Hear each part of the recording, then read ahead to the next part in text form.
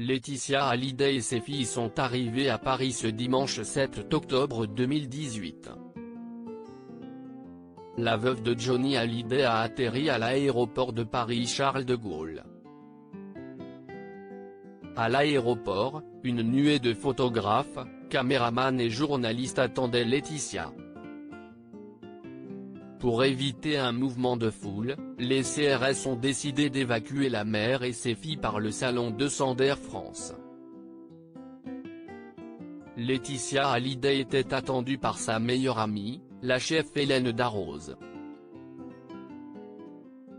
Elles sont montées dans une voiture qui les ont conduites à la Savannah, la maison du rocker à Marne-la-Coquette. Si est-il la première fois depuis 10 mois que Laetitia Hallyday revient en France.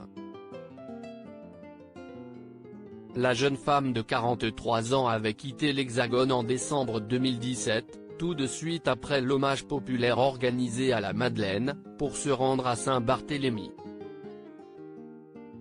Si est-il sur l'île, accompagnée d'une soixantaine de proches, que Laetitia a pu inhumer celui qui partageait sa vie depuis plus de 20 ans.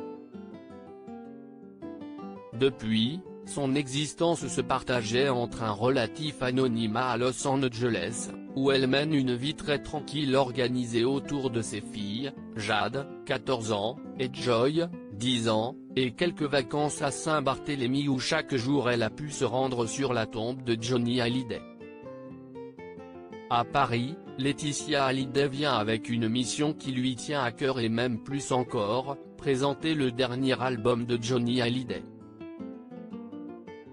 Mon pays, si est-il l'amour comporte 10 chansons enregistrées par le rocker avant sa mort, 10 chansons qu'il avait validées auprès de sa maison de disques Warner Music France dans un document signé 3 semaines avant sa mort. Ce disque, Johnny Hallyday l'a enregistré sous la direction de Maxime Nucci, l'un de ses derniers complices artistiques.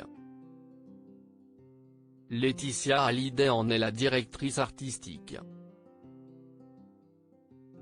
L'album est attendu le 19 octobre dans les bacs. D'ici là, Laetitia aura donné quelques interviews pour défendre les dernières chansons de son grand amour.